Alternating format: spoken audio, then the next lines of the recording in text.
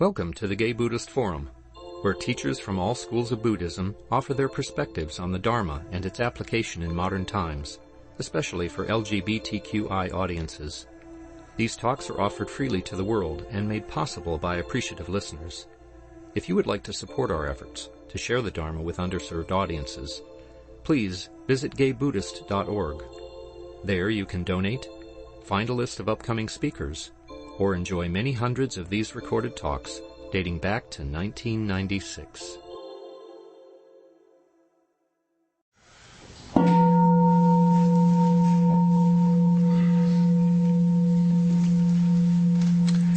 Welcome back, everyone.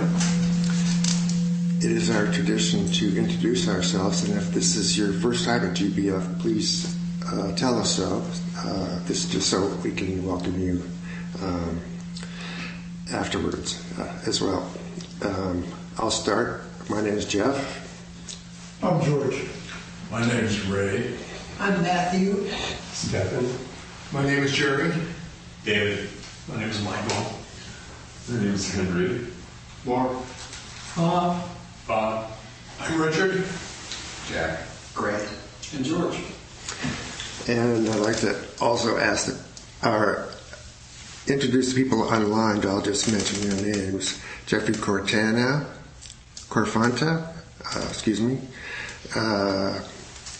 Bob Stahl, I'll introduce you in a moment. Christian Helwig, and Michael, and Joe Castrovinci, John E., Aiden, and Andres, Gaius, and Tom. So it's a great honor today to introduce our speaker, Bob Stahl. Bob has founded 8 mindfulness-based stress reduction, MBSR programs in medical centers in the San Francisco Bay Area, and is currently offering programs at Camino Hospital in Mountain View, California. He serves as an assistant professor of the practice in the Department of Behavioral and Social Sciences in the School of Public Health at Brown University Mindfulness Center, and formerly at the Oasis Institute for Mindfulness-Based Professional Education and Training at the Center for Mindfulness in Medicine, Healthcare, and Society at the University of Massachusetts Medical School. Bob teaches MBSR teacher trainings and insight mindfulness meditation retreats worldwide, and is the former guiding teacher at Insight Santa Cruz and a visiting teacher at Spirit Rock and Insight Meditation Society. He is the co-author of 5 books: a mindfulness-based stress reduction workbook, first and second editions, Living with Your Heart Wide Open, Calming the Rush of Panic, a mindfulness-based stress reduction workbook for anxiety, and MBSR Every Day. You can find him at mindfulnessprograms.com. Welcome, Bob. Thank you, Jeff, very much, and very much an honor to be here, and also knowing that this is the Gay Pride in San Francisco, the big event, and so thank you for being here. This is perhaps in the broader scale all part of it. And a little addendum to that very long bio, like who you're talking about. But actually, I'm no longer, I'm now retired from the El Camino Hospital Mindfulness-Based Stress Reduction Program after 30 years. I just turned 70 in December and felt that's enough after 30 years and letting some youngins, got to let the youngins come up and give space and room.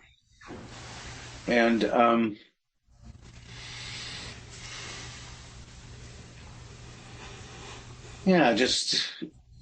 so this is going to be kind of just off the heart cuff, this talk.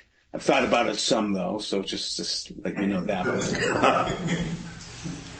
But not too much. But just coming up to the age of 70, that's a marker for me. And for those of us here that are 70 and beyond, for further in age, or for that matter, any age, it's quite remarkable that in the Buddhist teaching of the truth of aging. Very humbling. remember when I was asking my meditation teacher, he's a Burmese forest monk, his name was Langdit Seto, and I was probably in my 40s at the time, and I remember it was his 80th birthday, and I asked him one day, so I asked him on the day of his birthday, how long 80 years went by. And he looked at me and he smiled and he answered it like this. 80 years. Like a snap of a finger, 80 years. Of course, we know of a number of people don't make it even close to that age, and yet even after 80 years. What can I say of 70 years? I'm just 10 years younger from when he was 70 years. A lot of water has come down the dam and passed through. Yeah, just it's almost just like yesterday that as a young boy, my parents, they would call me Little Bobby Stahl. And like, whatever happened to Little Bobby Stahl? Now, like this, look in the mirror and there's this older guy and no hair. I used to have real wavy hair. I wanted to have straight hair, and now I have no hair. And, the times are changing. To everything, there's a season. It's powerful to reflect upon this changing nature of life. And of course, I think many of us know the story of Siddhartha Gautama, who later became the Buddha and was destined to become a great king. And in his 29th year of life, after living this life of pleasure and entertainment and sports and study and, just having a good time, if you will, in life, and then going out to the village one day at the age of 29, and the story goes, and probably many of you know this, like he went out 4 different times, and each time he saw some messenger that awakened him to the truth of life. The first was aging, the second was illness, the third was death, the fourth was awakening. He came across a sadhu, somebody that was meditating, and he found out that this person was dedicating their life to understanding the meaning of life. And then Siddhartha realized, this is what I must do. I'm not interested in becoming a king. But these messengers, and actually it's interesting, in the Dharma they're called the heavenly messengers, and that's quite an outrageous name for aging, illness, death, and awakening. Maybe awakening can sound a bit heavenly, but aging, illness, and death doesn't sound so heavenly.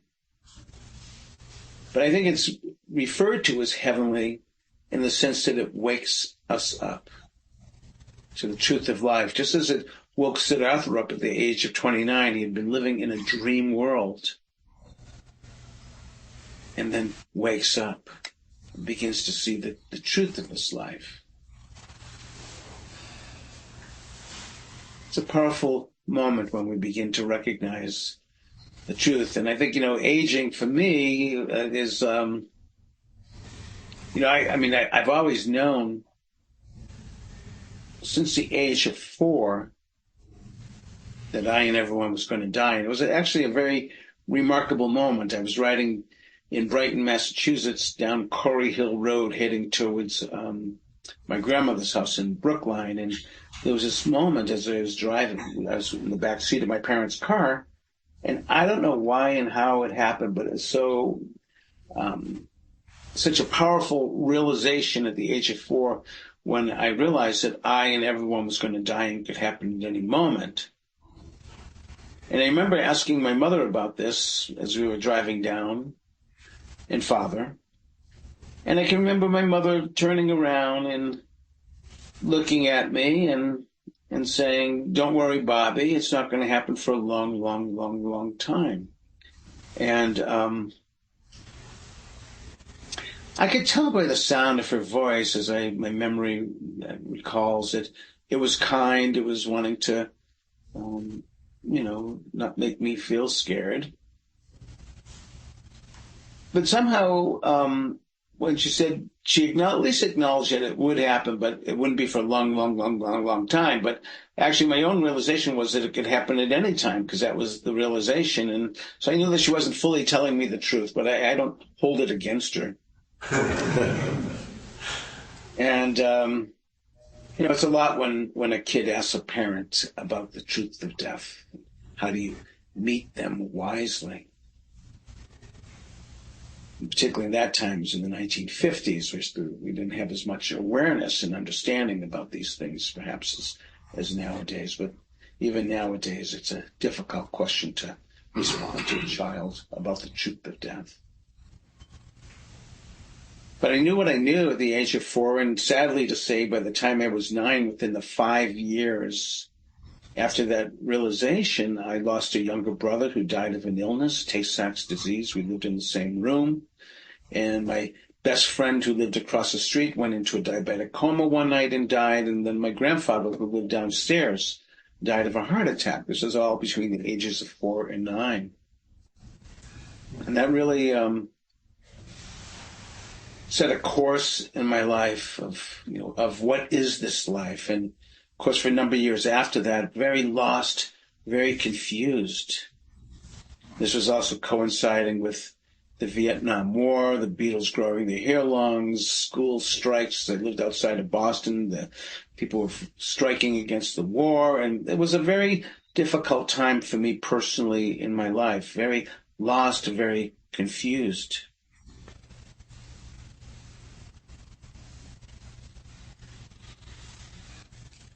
This went on for some time. I barely made it through high school.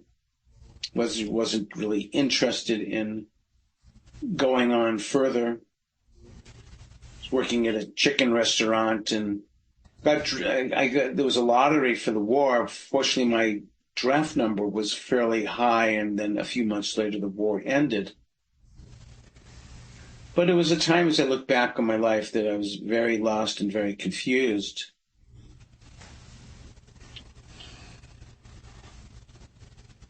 And after graduating high school, a friend of mine said, "Hey, do you want to come with me and do a 5th year of high school, an extra year of high school, and maybe apply to a college," which I hadn't even thought of while I was going to school. And funny enough that my parents probably never, I don't know if they mentioned it either, but then again, I was so lost and confused, I don't recall.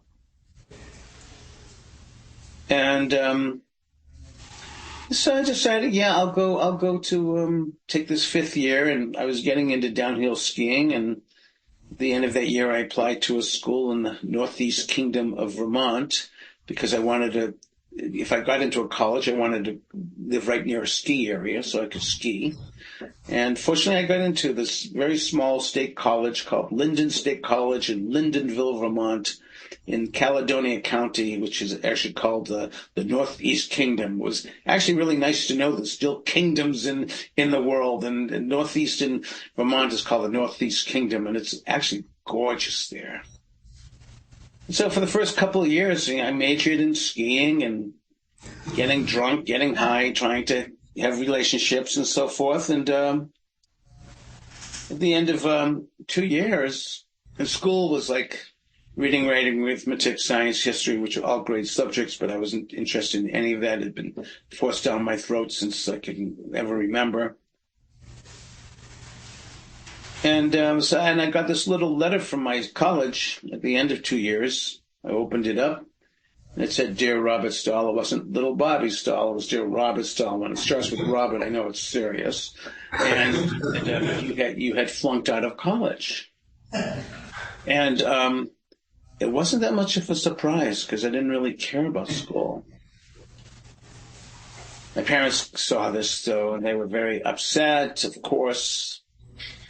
And they begged me, see if you write a letter, maybe you can get readmitted, and maybe there's something that would interest you. I was just so lost and so confused. And so I decided to write a letter to try to get readmitted, and I was. And my mother said, "Let's take a look at the course catalog. There's got to be something that will interest you."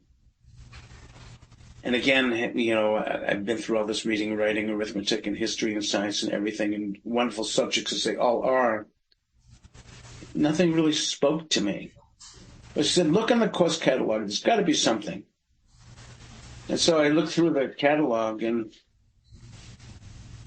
everything was looking pretty typical. But then I came across one thing, and I kind of paused for a moment. And it said on there, the wisdom of the East. And then there was a colon. But after that colon, there was a bunch of words that I didn't know what they were, and I didn't even know how to pronounce them. Now I do. Hinduism, Buddhism, Taoism, and Zen. But at the time, I didn't even know how to pronounce those words, never mind know what they were. And but there was something about the East. Ever since I've been a little child, I've always been drawn to the East.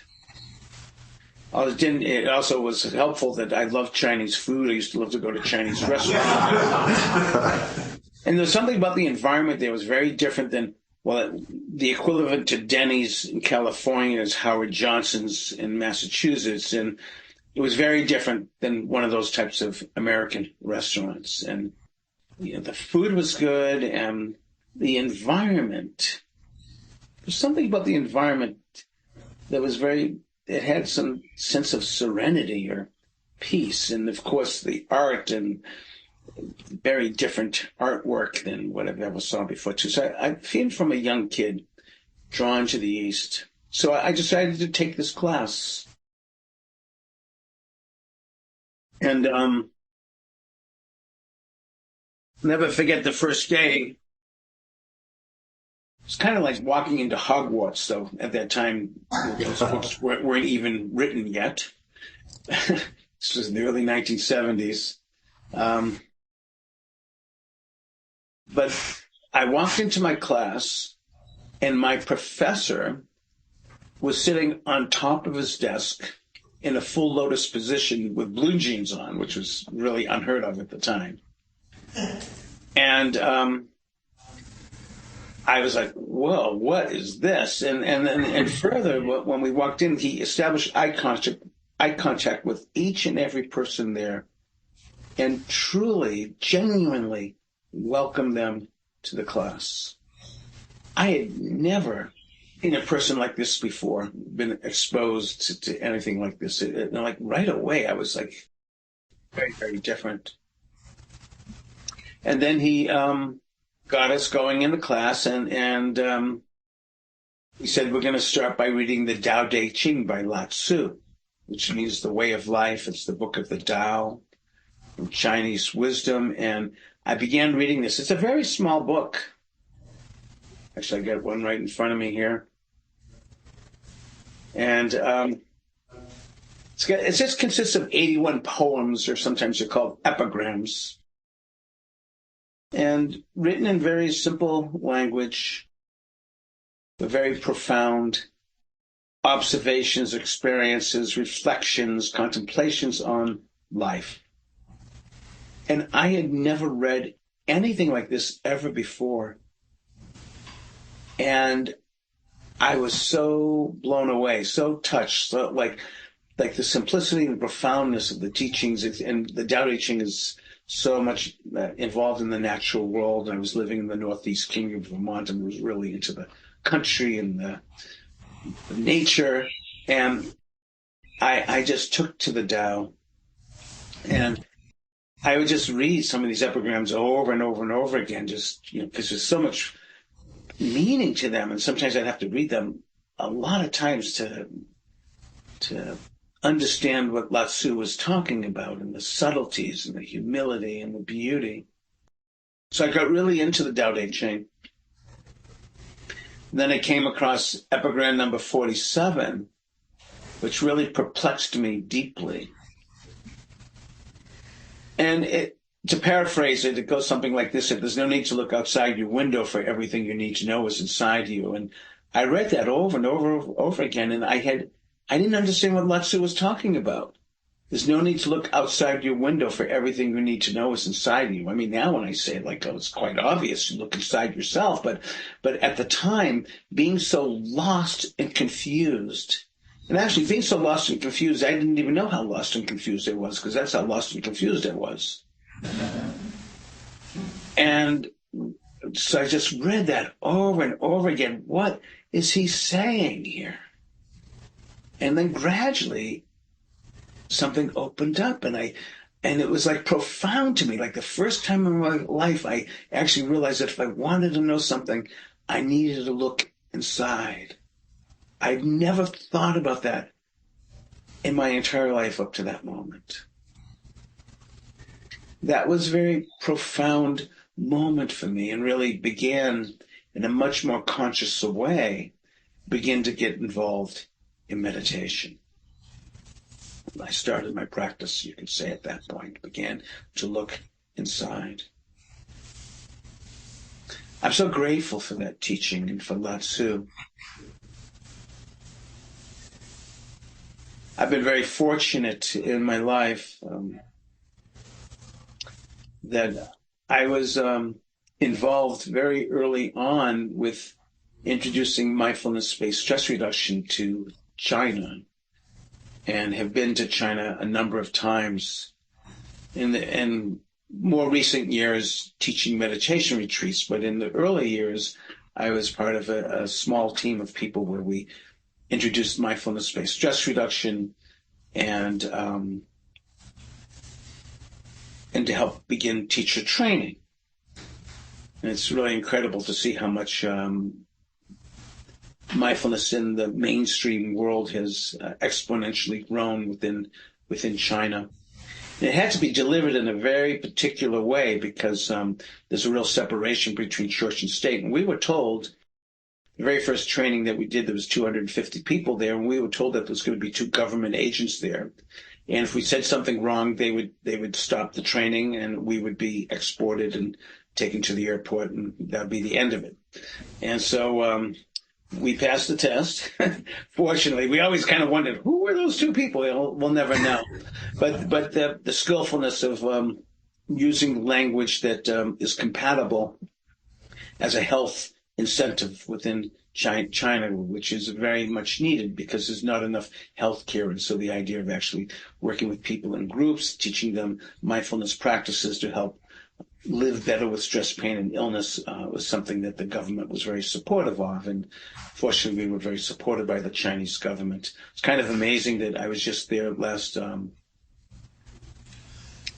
April, and there was an annual China mindfulness conference, and the Chinese Minister of Health attended it, which is like really quite amazing for how far mindfulness has gone.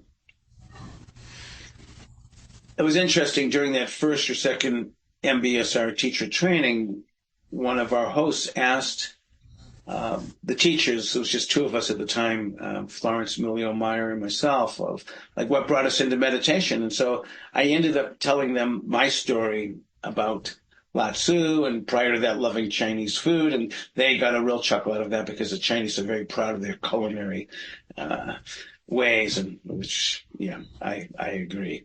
And and shared with them about Lao Tzu. And how much has it changed my life? And so there was an invitation that was offered to me that next time I come to China, my hosts were going to take me to the place where Lao Tzu wrote the Tao Te Ching outside of Xi'an in the mountains, where he went to be a hermit and left civilization. So it came to pass that happened, that they had taken me. And then my host said, next time I want to take you to Lao Tzu's birthplace. And this actually happened last April when we went to the birthplace of Lao Tzu. So I feel very, Lao Tzu is very much in my mind and heart. And actually on my desk, which you can't see, they offered me these beautiful, almost like museum-like bound volume of the Tao Te Ching. And I got Lao Tzu just looking at me right now. He's just right here. Let's see him. And I wasn't planning on talking about this, but Lao Tzu's looking at me and winking at me, and it's like, okay, I got to go with Lao Tzu here. And so I just like this sense of this path of turning inwards. I'll just also share that that professor who was sitting cross-legged in the full lotus position, his name was Bill Jackson, and he left that small state college teaching and ended up actually had a wonderful career as a professor of philosophy and religion at Purdue.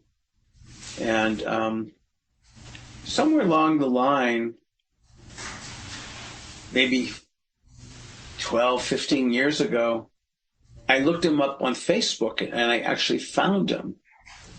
And I started to write to him, and I don't even know whether at first if he even remembered who I was. You know, as a teacher, you see, at this point, thousands of students after you work for a while. I used to pride myself that I would never forget a person's name. I did forget their name. I used to pride myself I would never forget a face. Well, I've forgotten faces. So I know for myself, after working with so many people for so many years, these things can happen. So, yeah, I'm not sure whether he remembered me or not, but as I shared more, we developed this connection, and I got a chance to thank him. I don't think that he had any idea of how his class in that way turned my life around from someone that was so lost and so confused to devoting one's life to the spiritual path and loving it so much that I, share it with others as well. It came to pass that he had sent me a little note saying that he and his wife were going to be visiting his daughter in San Francisco, who was living there at the time. And I was planning on driving down the coast through Santa Cruz to Monterey, which we live in Santa Cruz. And so he said, how about we meet somewhere? So I was so happy and delighted to do that. And actually, one thing that I didn't share with you, that when I shared that story, when the Chinese asked me about what brought me on the path, and I explained to them about Lao Tzu and the Tao Te Ching, at the end of that training, I was bestowed a gift from the host of a bamboo scroll that was quite long, and each one had the verse of the Tao Te Ching on it, and that was gifted to me as a present.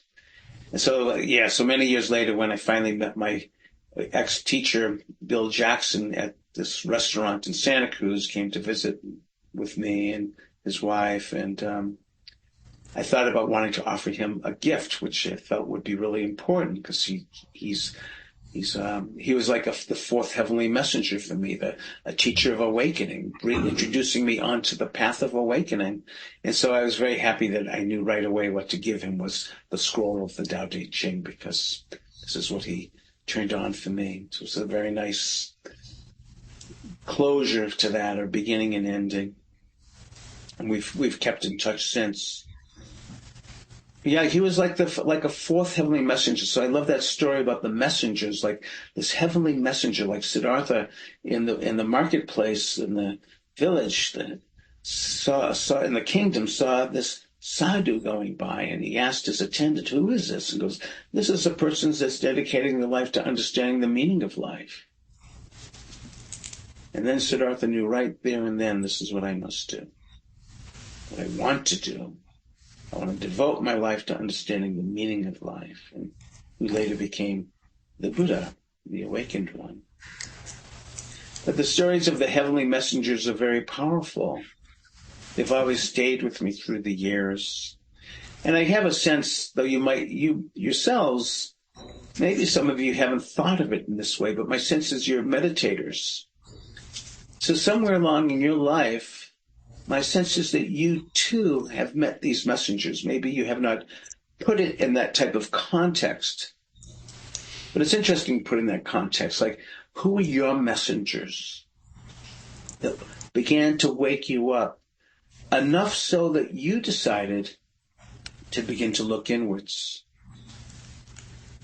The messengers of illness, aging, death.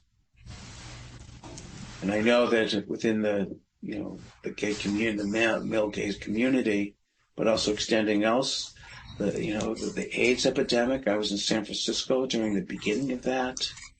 So many people, this truth of aging, truth of illness, truth of death, such a huge impact. Huge. I just want to honor these messengers again for all of us that have been impacted.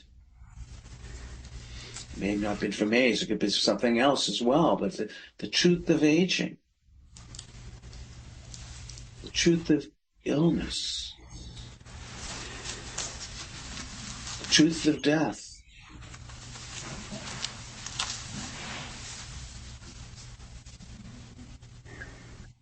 Truth of this heavenly messenger that says that perhaps there is a way, and this way of turning inwards. I just want to invite for a few moments just for each of us to reflect upon who has been your messengers. It may have been somebody that you know personally. It may have been somebody you didn't know, but just somehow they lived their life, inviting you to look inwards, or maybe, you listen to a meditation CD that brought you in. But there's something, these messengers that brought you onto the path. And I want to invite just to reflect upon this for a few minutes and in some silence, these messengers. These messengers, again, on this sacred day of gay pride and the parade, and just really being able to come out with pride into the world. That have every right to be here, just like everyone else.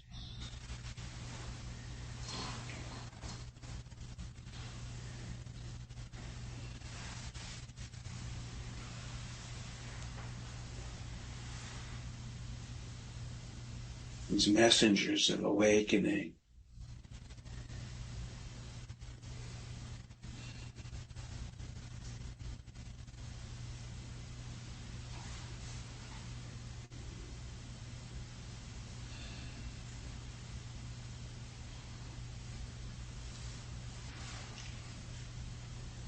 Just for these few moments as well, just as best as you can, letting in some ease within your being. Grateful for all that we have.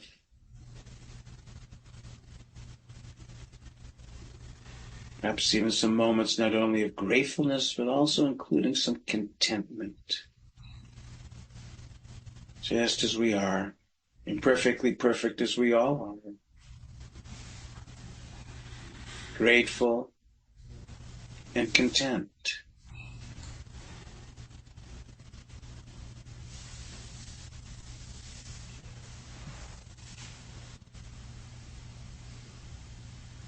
Heartfulness opening up.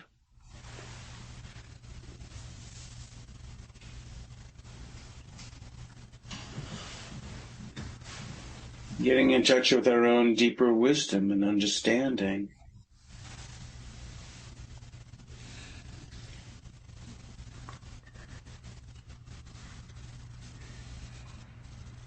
Just abiding with calmness, gratefulness, with contentment, with heart, with wisdom, being present.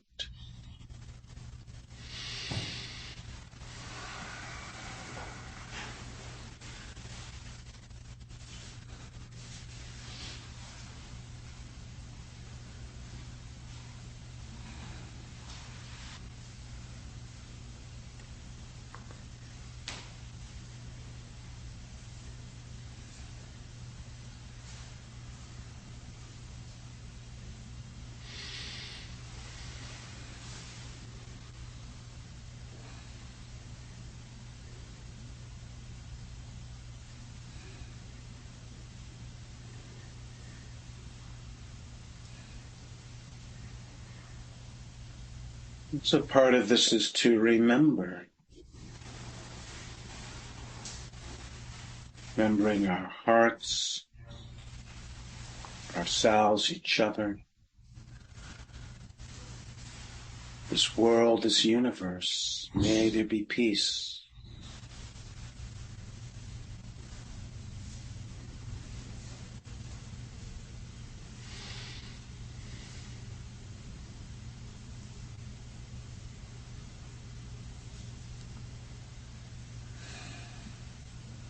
I'll just offer a reading from Joy Harjo, an Indigenous author, called Remember. And she says, remember the sky you were born under, and know each of the stars' stories. Remember the moon and know who she is.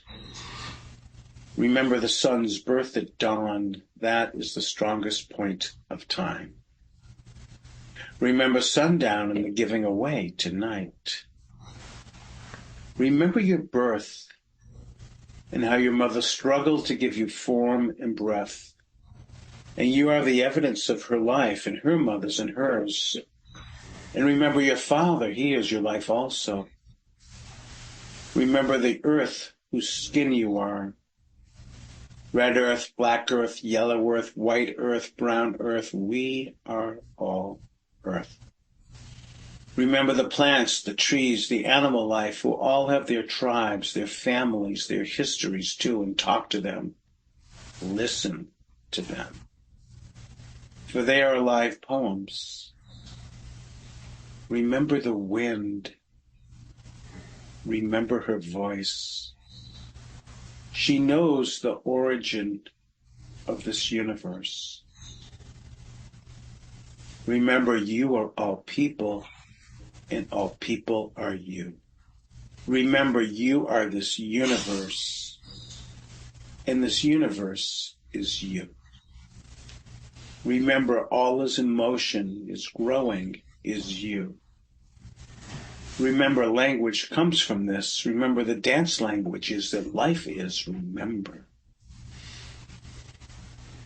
Remember the earth whose skin you are, red earth, black earth, yellow earth, white earth, brown earth, we are earth. Remember, you are all people, and all people are you. Remember, you are this universe, and this universe is you. Perhaps that's why Albert Einstein, he speaks about that a human being is part of the whole. We experience ourselves, our thoughts and feelings as something separated from the rest, and this is kind of an optical delusion of our consciousness. This sense of separation, an optical delusion of our consciousness.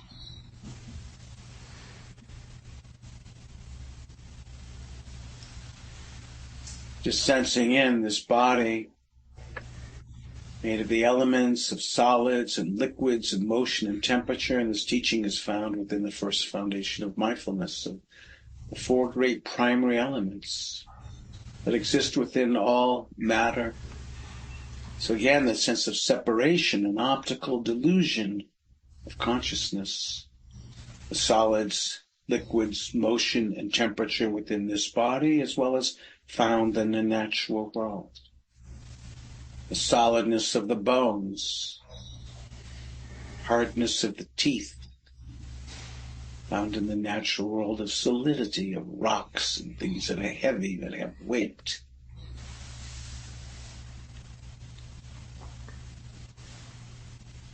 The liquidity within the body of the tears, the blood, the urine, the perspiration, and so forth, so many different liquids. The natural world of the oceans, the lakes, the streams, the creeks, the water within plants. The sense of motion, the body being able to move. Even these words that are talking right now is motion, and wiggling into the anvil and hammer of your ears connected to the auditory nerves, giving the sounds. Movement within the body, the ambulation, the heart beating, the intestines, moving the solids, the liquids, and so forth. It's movement factory of the body, just like in the world. The winds, the movement, the planes, the buses driving by, ambulation, movement of all sorts. Just like within the body, there's the warmth and the coldness as you breathe in through the nose. Feel the temperature of the breath as you breathe in. It's a little cooler. As you breathe out, it's a little bit warmer. The caloric element, temperature internally. and also externally within the natural world, a sense of warmth and coolness.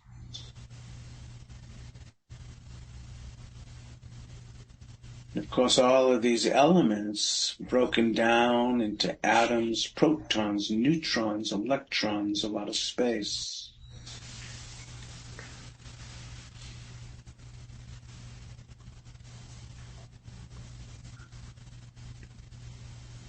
Anne Alexander Bingham, she writes, "To know that the atoms of my body will remain after death. To think of them rising through the roots of a great oak. To live in leaves and branches and twigs. Perhaps some of these atoms might feed a crimson peony or a blue iris or a broccoli. Or perhaps some of these atoms will rest on the water that freezes and thaws with the seasons. And some of these atoms might become a bit of a fluff on the wing of a chickadee. To feel the breeze and to know the support of air. And some of these atoms might drift up and up, up and up and up into space. Stardust, returning from whence it came. It is enough to know that as long as there is a universe, I am a part of it. It is enough to know that so long as there is a universe, I am a part of it. Feeling that sense of connection and interconnection with ourselves, with each other, with this world, with this universe.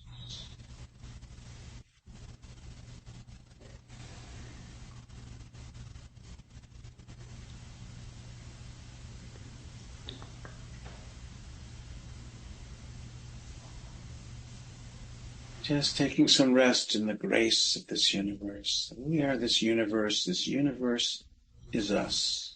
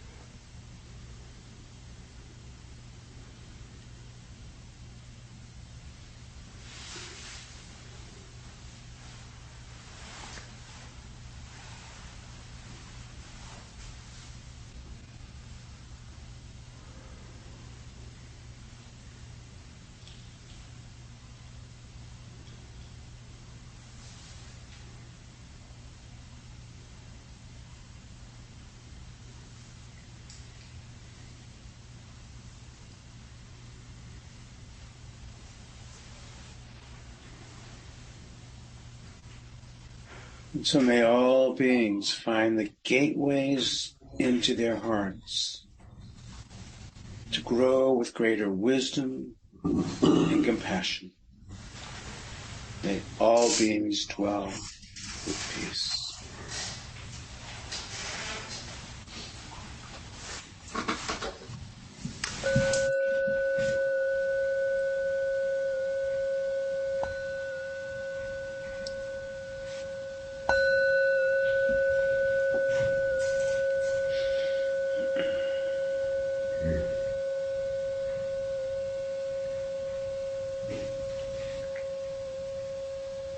Thank you, Bob. That really made me appreciate heavenly messengers and the little Bobby in each of us.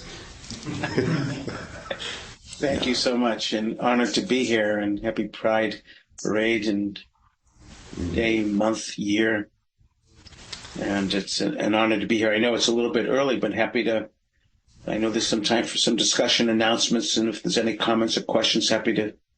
Yeah, we have a couple minutes for questions or comments. Anybody in the room or on Zoom? If you're on Zoom, raise your hand. I see Tom has. Let's see Tom here. Can you hear me? Yes. I can hear you, yes. Oh, hey, Bob. Thank you so much. That was really a great opportunity to think about how, what ushered me onto the path as well. I liked the way you presented that with, actual examples from your own life. I know for me, it wasn't necessarily old age, sickness, and death. I like to relate there's, a couple of benefactors that brought me to the Dharma, or the path, including Mao Zedong and Pope Benedict, ironically, because, Mao Zedong drove the Buddhists out of Tibet into the West, and Pope Benedict drove me out of the Catholic Church into the open arms of the Buddhists who were, here in the West. And so I see how it kind of connects. And it's not, sometimes it's not a sign saying, come here. It's more like a sheepdog barking, like, go away, go the other direction, And it's interesting when we reflect on our lives how that happens. So thanks for that opportunity. Mm. Thank you. Thank you so much. I really appreciate what you just shared. Yes. Yeah. Yeah, it's powerful, I think, I love doing this recollection. Who's been our messengers? Yeah. Thank you.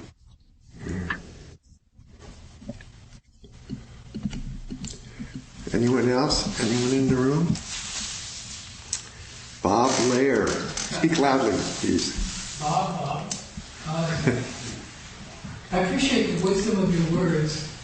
They made me think about the story of my own life, and I feel much of my life has been allowing myself to be open to the outside and available to opportunities that happen, which eventually led to my having a great career that I appreciate. But even as I say that, looking inside and allowing yourself to feel connected to the outside, maybe there's not a difference in that. I wonder if you could resolve that seeming contradiction, which I'm now believing isn't there. Yeah.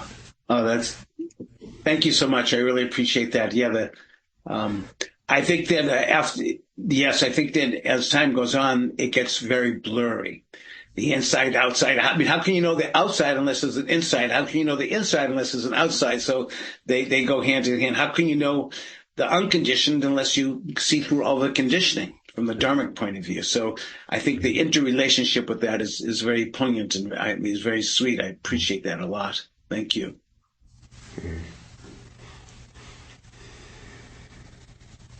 And the beautiful thing, I just want to put it out there, it'd be great someday, like every single one of you here has a story of what brought you to this path. And so there's like many Dharma talks here waiting to happen.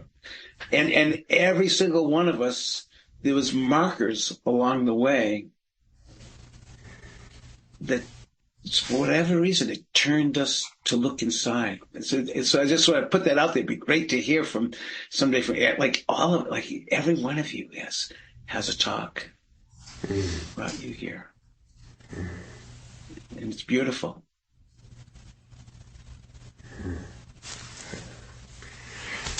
Thank you. On that note, let's segue into announcements. Anyone have a host? I'm the host. Welcome, happy Friday. And after this conclave here, we go out for tea and snacks. I will be bringing around a Dana bowl. Dana, if you're unfamiliar with it, it is our way of showing appreciation to the fellowship as well as to our speaker. The money goes as an honorarium, as well as to help support this facility has given us a refuge here. So, suggested donations $8 to $10. If you feel more generous, feel free. It also helps support our producing of a newsletter once a month to those who aren't able to necessarily connect with us online or are also incarcerated. And please help me if I've forgotten. I'm not working with a card. It helps support our retreats, which we're doing 2 a year. There we go. Communal response. Thank you. So, Lunch. oh, thanks. Prompting. Yeah, so after the tea and snacks and chatting, people gathered around 12:30 to go out to lunch. Feel free to join us and further the conversation and community. Thank you. Thank you, Bob. Anyone else? Okay, then we'll gather in a circle and finish with the dedication of merits.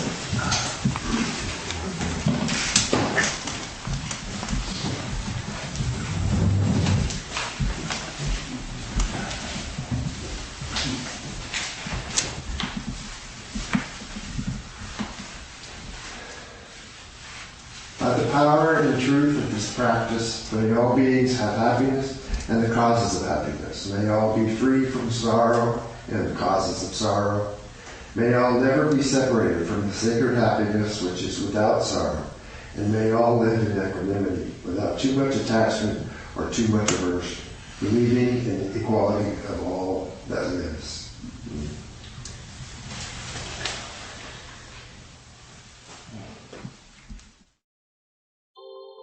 Thank you for listening to the Gay Buddhist Forum.